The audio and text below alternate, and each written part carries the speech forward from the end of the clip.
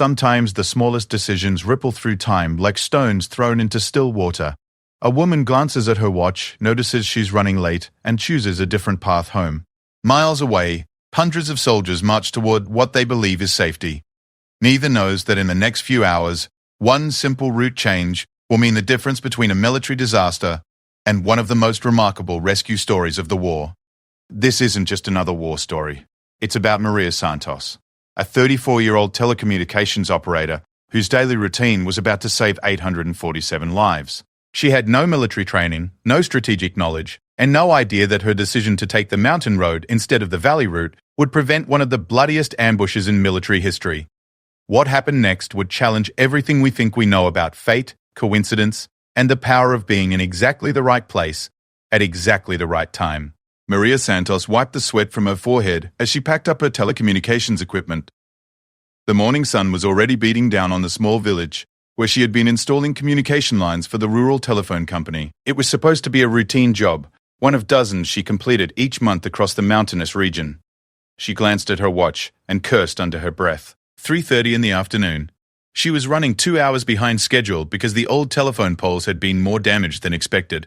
The previous night's storm had weakened them considerably, and what should have been a simple repair had turned into a complete replacement job. Maria had two choices for getting home to her family. The valley road was her usual route, smooth, well-maintained, and 30 minutes shorter. But with the recent rains, there had been reports of small landslides blocking sections of the valley path. The mountain road was longer, windier, and would take her almost an hour longer, but it was always reliable.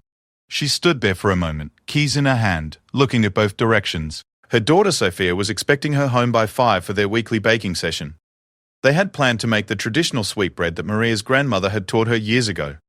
The recipe was a family secret passed down through 4 generations of women. The weight of disappointment pressed on her chest. Sophia had been so excited about their baking day, talking about it all week. Missing it would break the 7-year-old's heart. Maria made her decision. Despite the longer route, she would take the mountain road. At least she would be certain to get home, even if she was late. As she drove up the winding mountain path, Maria couldn't shake the feeling that something was different about today. The air seemed thicker, more electric, as if the whole world was holding its breath. She had grown up in these mountains and knew their moods like an old friend. Today, they felt restless. About 15 minutes into her journey, she noticed something unusual. Down in the valley, she could see a long line of military vehicles moving slowly along the main road. It was strange because military convoys rarely used that route during daylight hours. The convoy seemed endless. Trucks, jeeps, and personnel carriers, stretching as far as she could see. Maria pulled over at a scenic overlook to get a better view. Through her small binoculars, which she always carried for her work inspecting distant telephone lines, she could see that this wasn't just any military movement. The vehicles were packed with soldiers, and they seemed to be moving with purpose toward the eastern pass. She knew that pass well. It was a narrow corridor between 2 steep mountain walls, the only way to reach the disputed territories where fighting had been intense for months. Local villagers had been evacuated from that area weeks ago because of the danger. As she watched, something caught her eye on the opposite ridge. Sunlight was reflecting off something metallic, creating brief flashes that seemed deliberate. Maria adjusted her binoculars and felt her blood run cold. There were men positioned along the high ground overlooking the pass, lots of them. And they weren't wearing the same uniforms as the convoy below. Maria had lived through enough conflict to recognize what she was seeing. This was an ambush being set up. The convoy below had no idea they were driving straight into a trap. The enemy had positioned themselves perfectly. High ground, concealed positions, and complete visual control of the killing zone below. Her hands began to shake as she realized the magnitude of what was about to happen. Hundreds, maybe thousands of soldiers were about to drive into a carefully prepared ambush. They would be sitting ducks, trapped in the narrow pass with nowhere to run and no cover. She fumbled for her work radio, but knew it wouldn't reach any military frequencies. Her telecommunications equipment was designed for civilian infrastructure, not emergency military communications. She tried her mobile phone, but there was no signal in these remote mountains. Maria felt completely helpless. She was witnessing the setup for what would likely be a massacre, and there was nothing she could do to warn anyone. She sat in her truck, watching through her binoculars as more enemy fighters moved into position. They were being incredibly methodical, placing themselves at strategic points that would maximize the damage they could inflict on the convoy below. The lead vehicles of the convoy were now less than 10 minutes away from the pass. Maria could see soldiers in the trucks, some laughing and talking, completely unaware of the danger ahead. Many of them looked young, probably not much older than her nephew, who had joined the military the year before. Desperation drove her to action. She started her truck and began driving as fast as she dared along the mountain road, looking for any way to get closer to the convoy's route. Her mind raced through possibilities. Maybe she could drive down to the valley road and intercept them. Maybe she could find a way to signal them. As she drove, she spotted a narrow dirt track that seemed to lead down toward the valley. It looked dangerous and barely wide enough for her truck, but it might be her only chance. Maria turned onto the track, her vehicle bouncing and sliding on the loose gravel. The path was treacherous. Several times she had to back up and try different angles to navigate around large rocks or fallen trees. Her truck scraped against bushes and tree branches, leaving long scratches in the paint.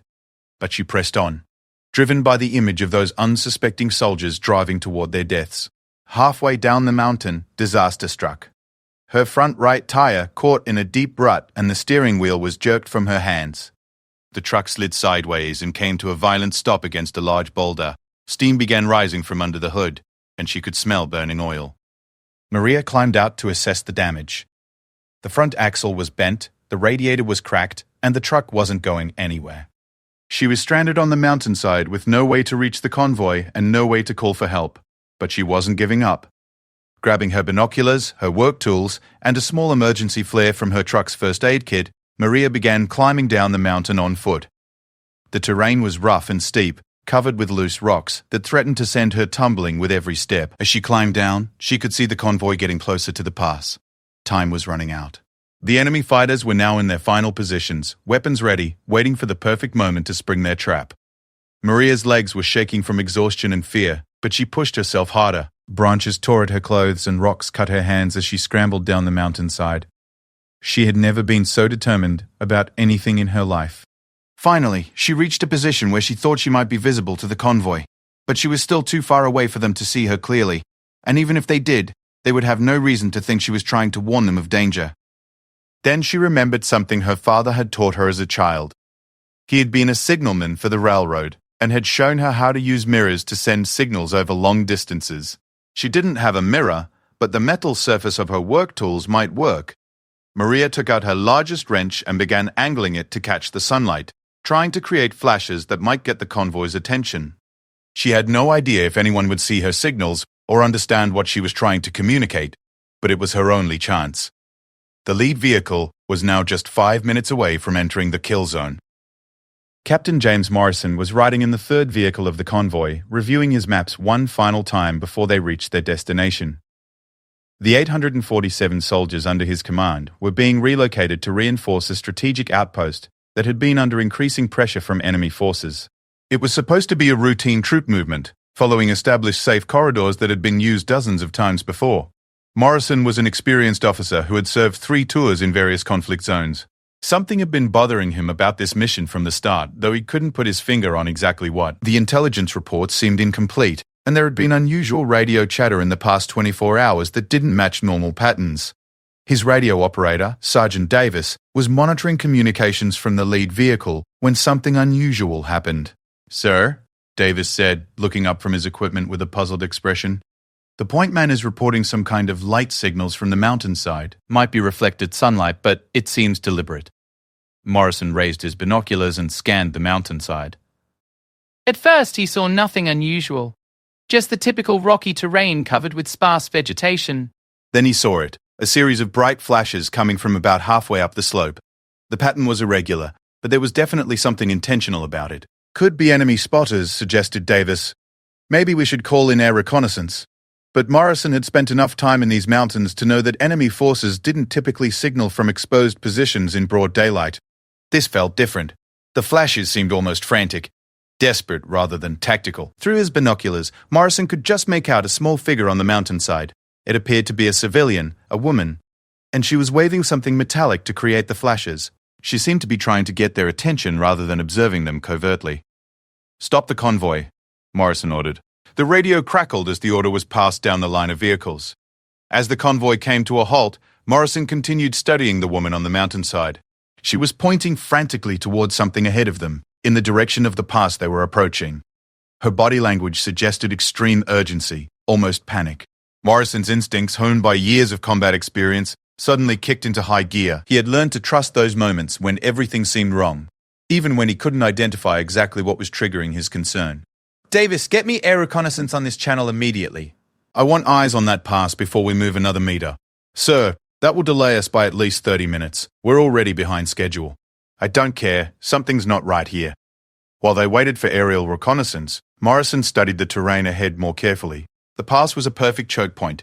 High ground on both sides, limited visibility, and only one way in or out. If you were planning an ambush, it's exactly where he would position his forces. The woman on the mountainside continued her frantic signaling. Morrison made a decision that would later be called either brilliant tactical thinking or an incredible stroke of luck. He ordered the convoy to pull back a safe distance and take defensive positions while they waited for reconnaissance. 25 minutes later, the radio crackled with urgent communication from the scout helicopter. Command, this is Eagle Eye 1. You need to abort your current route immediately. I count at least 40, maybe 50 enemy combatants in concealed positions overlooking the pass. Repeat, heavy enemy presence in ambush positions. Morrison felt his blood turn cold. If they had continued on their planned route, they would have driven straight into a killing field. The woman on the mountainside had somehow spotted the ambush and risked her own safety to warn them. Eagle Eye 1. Can you confirm civilian presence on the mountainside at grid reference? Morrison gave the coordinates where he had spotted Maria. Affirmative, Command. I see one civilian, appears to be female, approximately halfway up the slope. She's waving at us now. Morrison made another crucial decision. Instead of simply turning back, he decided to try to rescue the civilian who had likely just saved hundreds of lives. She was stranded on the mountainside and would be in extreme danger once the enemy realized their ambush had been discovered. First platoon with me. We're going to extract our guardian angel. The rescue operation was dangerous. Morrison led a small team up the mountainside while the rest of the convoy provided cover and maintained defensive positions. The climb was treacherous and they had to move quickly before enemy forces realized what was happening. When they reached Maria, she was exhausted, bleeding from multiple cuts and barely able to stand. But her eyes were bright with relief when she saw the soldiers approaching. Thank God you saw me, she gasped in accented English. There are so many of them up there. They were waiting for you. Morrison helped her to her feet. Ma'am, you just saved the lives of nearly 1,000 soldiers. We need to get you out of here right now. As they began their descent, enemy fire erupted from the positions around the pass. The ambush had been blown, and the enemy fighters were now trying to salvage their operation by engaging the convoy from long range. But Morrison's decision to pull back had kept his forces out of the kill zone. The convoy immediately went into combat formation. Instead of being trapped in a narrow pass with no escape routes, they were now in open terrain where they could maneuver and use their superior firepower effectively. The battle that followed was intense, but brief. With air support and the advantage of knowing exactly where the enemy was positioned, Morrison's forces were able to neutralize the threat systematically. What had been planned as a devastating ambush became a tactical victory for the convoy. During the firefight, Maria was kept safely behind cover with the medics. She watched in amazement as the soldiers she had helped save now fought to secure the area. The precision and coordination of their response was unlike anything she had ever witnessed. When the shooting stopped, Morrison found Maria again. She was sitting quietly, still processing everything that had happened. Ma'am, I need to ask you some questions about how you spotted those positions, he said gently.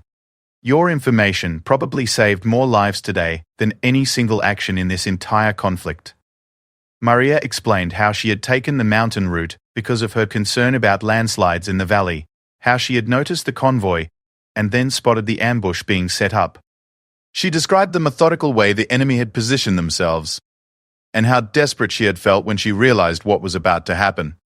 Morrison listened with growing amazement. This civilian woman, with no military training whatsoever, had not only spotted a sophisticated ambush, but had risked her own life to warn complete strangers.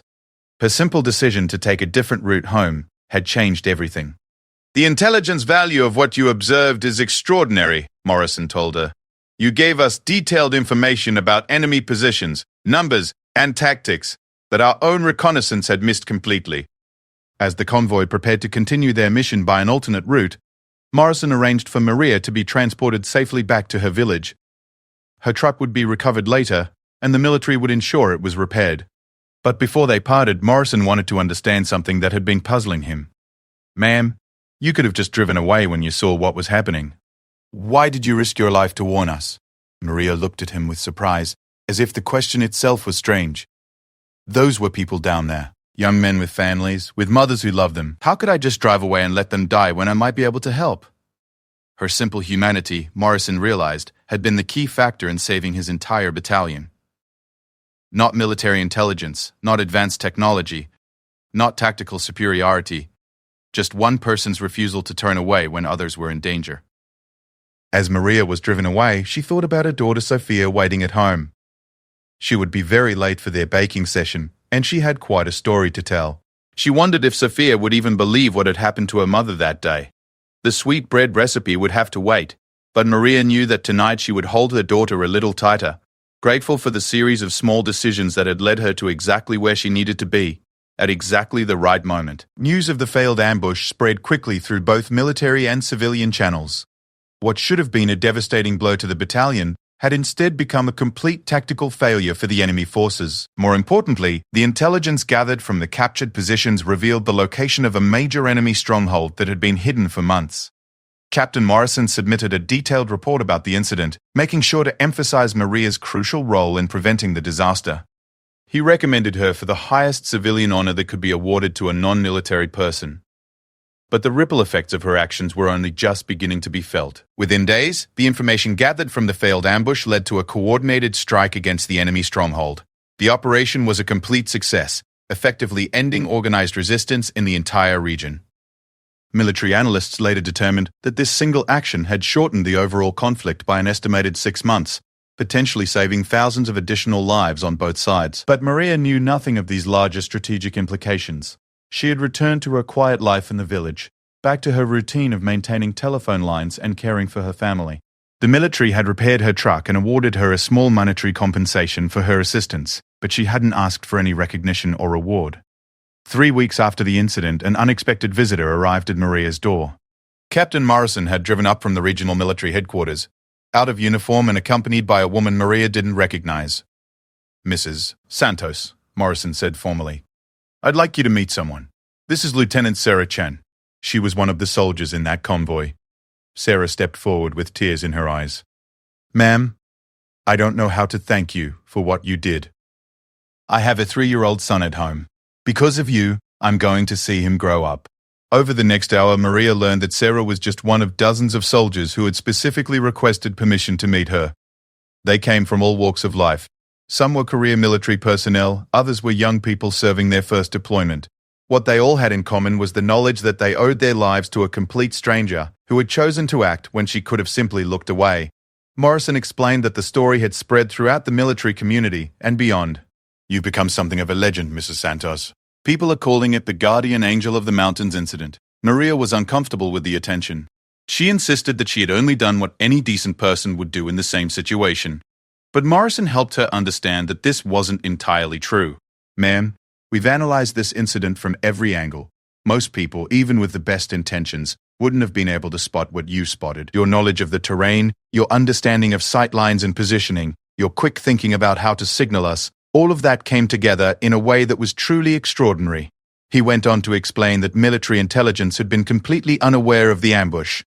Their surveillance had missed the enemy positions entirely. You saw something that trained military observers couldn't see, and you acted on it with a level of courage that most people never display in their entire lives. The psychological impact on the soldiers who had been saved was profound. Many of them struggled with the realization of how close they had come to death, but they were equally affected by the knowledge that a civilian had risked everything to save them. Sergeant Davis, Morrison's radio operator, had been particularly affected. He visited Maria with his wife and 2 young children. Mrs. Santos, my kids would have grown up without a father if not for you. I want them to understand that there are still good people in the world, people who care about others even when they don't know them. The children, ages 5 and 7, presented Maria with drawings they had made. One showed a woman on a mountainside with light coming from her hands, reaching down to protect tiny soldiers below. The innocent artwork captured something profound about what had happened that day. But the story took another unexpected turn when military investigators discovered something troubling. The enemy had known about the convoy's route and timing with suspicious accuracy. There had been a security breach, possibly from someone with access to classified information. The investigation eventually uncovered a network of informants who had been providing enemy forces with detailed information about military movements. The failed ambush had been their most ambitious operation yet, and its failure led to the unraveling of the entire spy network. Morrison visited Maria again to share this information. Mrs.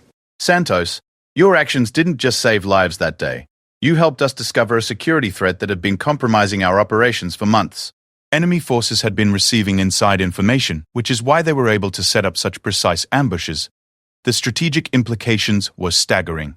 The spy network had been responsible for several previous attacks that had resulted in significant casualties. By exposing them, Maria had indirectly prevented future attacks that might have claimed hundreds more lives.